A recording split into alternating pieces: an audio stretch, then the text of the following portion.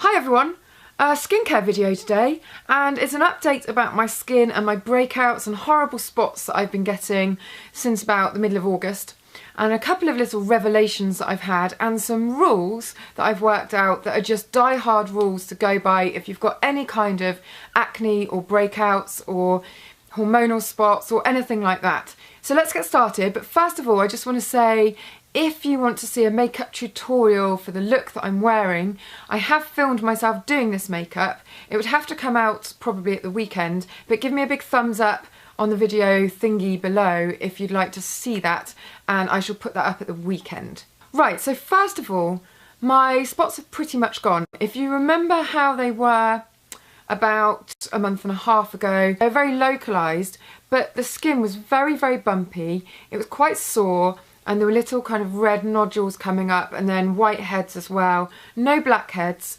but it really did feel as though I was having them as a reaction to something, because they would happen so quickly and in one area. So there are a few things that I've changed, and I do really believe that a lot of it is down to stress and diet. But you know, skincare is a major factor as well, and actually, as you'll see, it wasn't until I really started changing my skincare to something very basic that it made a big difference.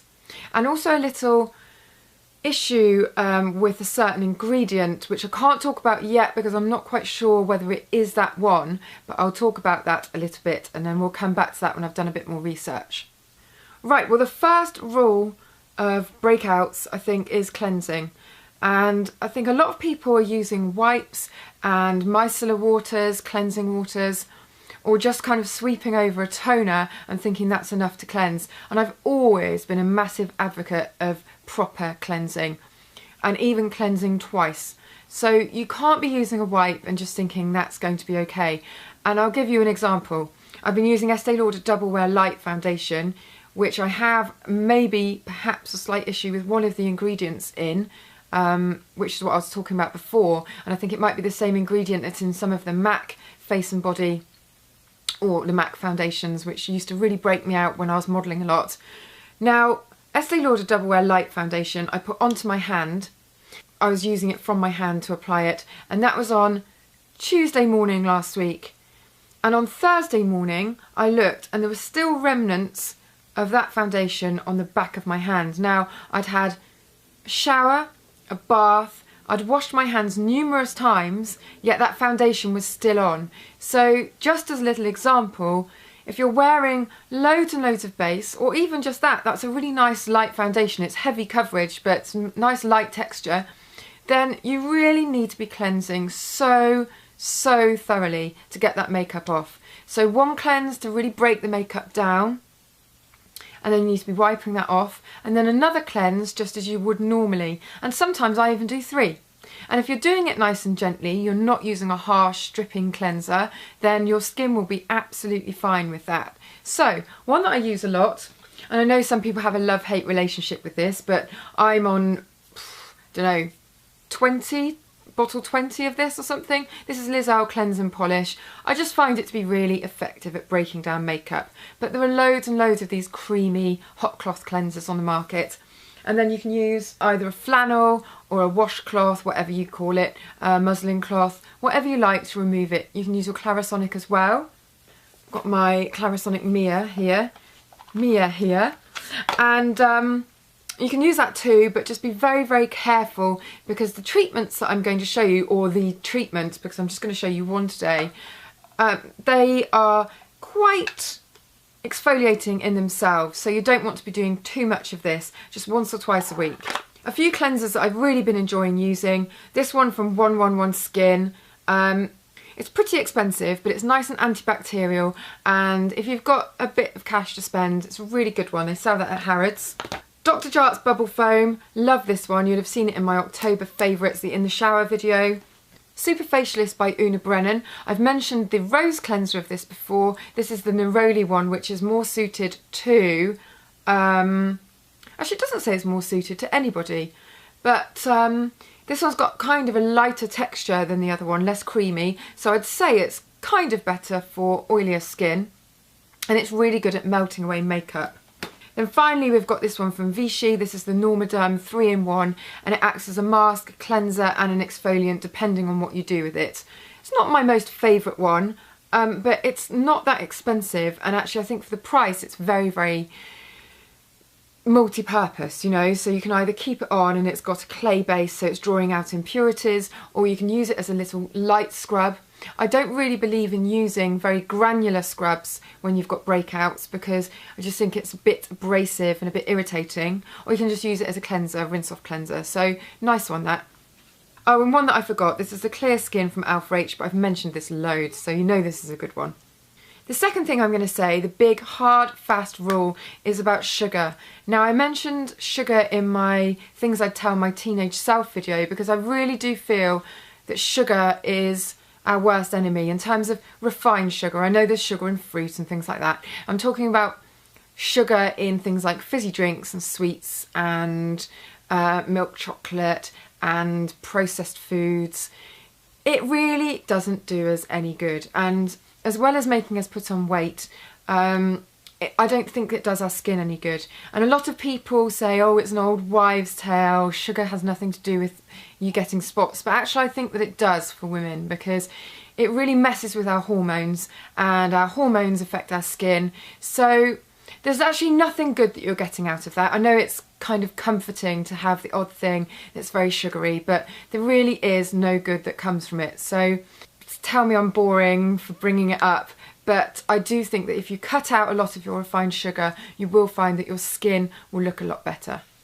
Now in terms of finding base and foundation that doesn't irritate me or kind of aggravate any breakouts, I've narrowed it down to 3 at the moment, but I'm sure there are absolutely millions, but these are my safe foundations of the moment. So the first one is the Mineral Powder Foundation from Clarins, which you've seen me use on a video before. So it kind of sweeps on with a little kabuki brush. Coverage isn't great, but you can layer it up over other foundations and it gives quite a nice effect, but that kind of defeats the object of it. So this is more if you're going to use a concealer and then you just need a little bit of light coverage. And then Dr. Jart's Beauty Balm, but this one is the Water Fuse version. Very important because the other versions are slightly richer. This one's just a really nice light texture. It's quite pale and I find the colour quite ashy, but I actually like that. It looks very, very luminous, and I've had a few comments when I've been wearing this. It's also got your SPF inbuilt, which is very important when I come on to my next point. And the other one, which you'll see in the makeup tutorial video if you do a thumbs up underneath this one, is the Givenchy Fluid Foundation. It's the matte foundation. Absolutely fantastic. It's what I'm wearing at the moment, and it just gives the most flawless finish, and the coverage is great, but it's really, really light.